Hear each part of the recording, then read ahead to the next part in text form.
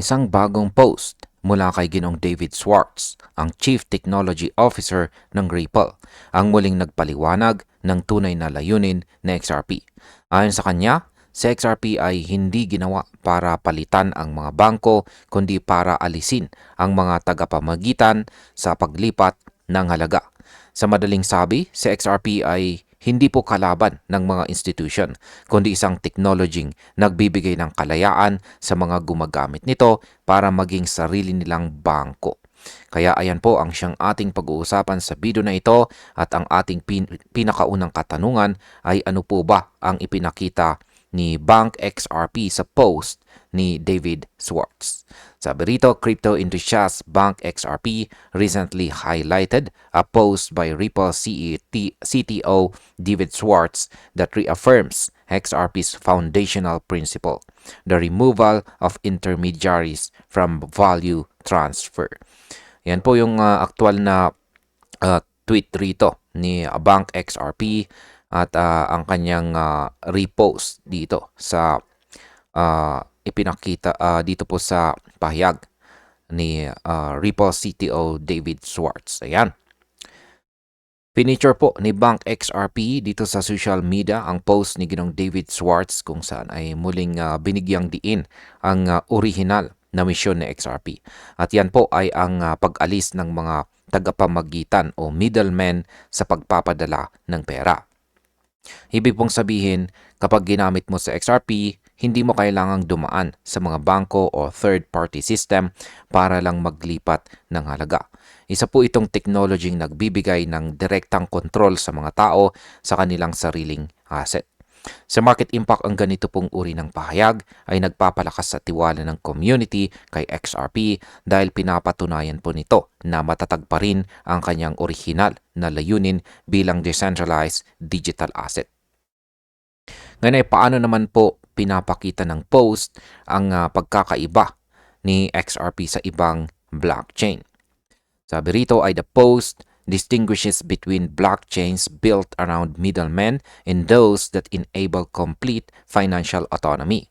It presents XRP as a solution for individuals seeking full control over their assets without relying on custodial institutions or permissioned systems. Ayan, ayon po kay Ginoong Schwartz, may dalawang uri ng blockchain. Ang isa ay nakadepende po sa mga tagapamagitan or middlemen at ang isa naman ay nagbibigay po ng ganap na kalayaan sa mga gumagamit or users. Sa ilalim po ng XRPL, si XRP ay kabilang sa ikalawang uri. Ibig sabihin kapag may XRP ka, hawak mo mismo ang iyong asset at hindi mo kailangang umasa sa isang custodial system. Sa ganito pong paraan, mas ligtas at mabilis ang bawat transaction. Sa market impact, ang ideyang ito ay nagpapakita po kung bakit patuloy na dumarami ang mga user ng XRP Ledger dahil sa kanyang simpleng disenyo at trustless system na akma sa modern digital economy. Ano naman po ang pangunahing layunin ni XRP ayon kay Ginong Schwartz? Sabi rito, the statement underscores XRP's role as a tool for financial self-determination which enables users to transact securely and freely without intermediaries, interference, or taxation. Ayan po, binanggit po ni Ginong Schwartz na si XRP ay simbolo ng financial self-determination o sariling pagpapasya sa finance. Sa madaling sabi, hindi mo kailangan ng permiso o tulong mula sa bangko para makapag-transact. Ikaw mismo ang may kontrol sa iyong pera at sa paraan ng paggamit nito. Wala pong panghihimasok, walang karagdagang buwis at walang delay sa paglipat ng halaga. Sa market impact, habang tumataas po ang interest ng mga user sa ganitong uri ng kalayaan, mas lumalakas po ang demand kay XRP lalo na sa mga bansang may limitadong access sa traditional system ng pagbabangko. Ano naman ang espesyal na disenyo ng XRP Ledger? Sabi po rito tungkol dyan ay Schwartz emphasized that XRP's integration with the XRP Ledger or XRPL gives it a unique position in the digital asset space. The design ensures that XRP can directly capture some of the value generated by transactions conducted on the ledger.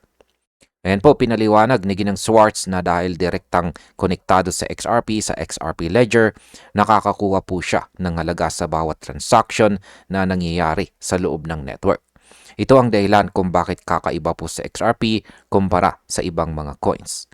Ang kanyang value ay hindi lang nakadepende sa hype kundi sa aktual na paggamit sa ledger. Habang dumarami po ang transaction, mas tumataas ang utility ng XRP.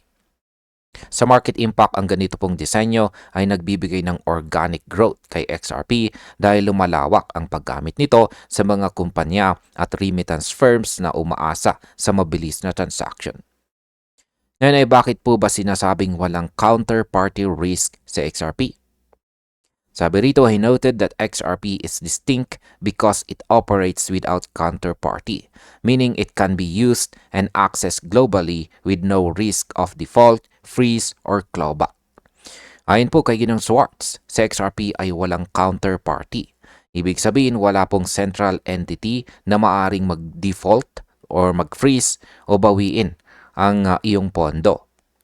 Dahil dito, pwede mong gamitin sa XRP saan mang bansa nang walang hadlang.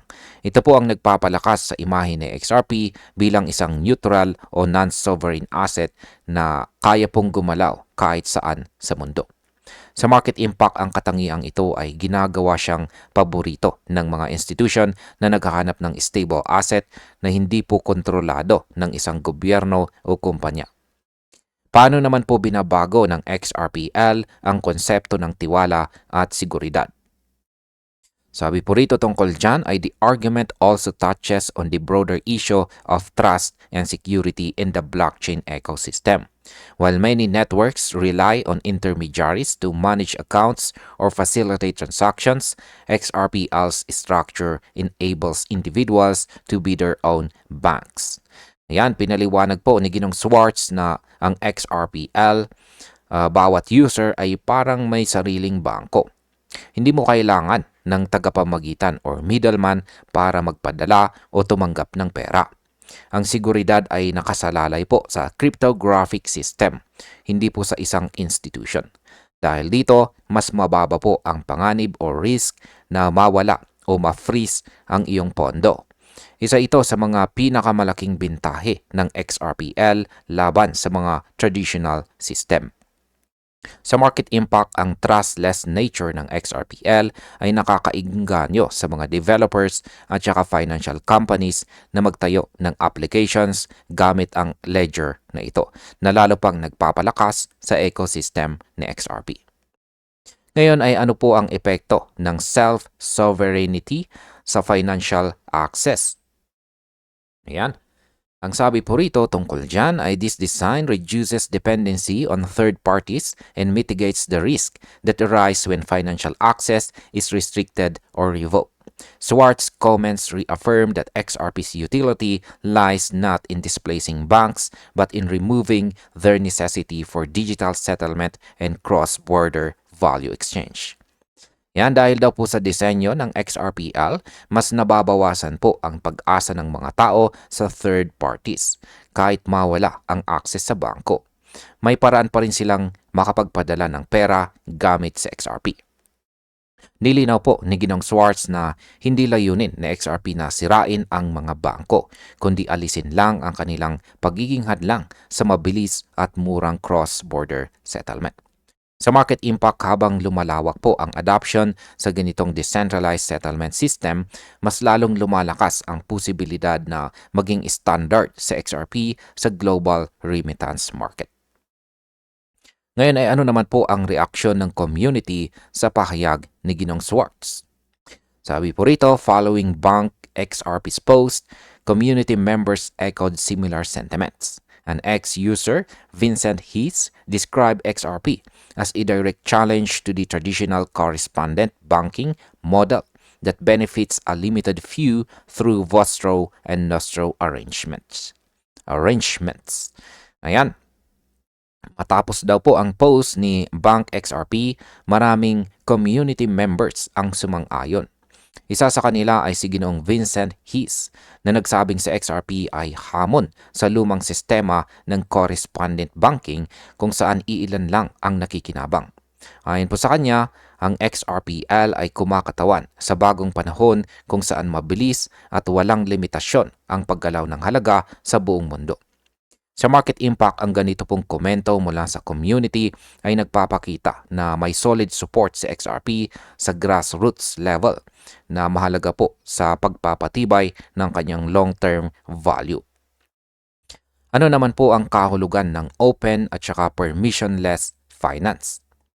Sabi rito, the emphasis on self-sovereignty and accessibility aligns with the long-standing narrative around XRP as a bridge asset designed to facilitate efficient borderless transactions.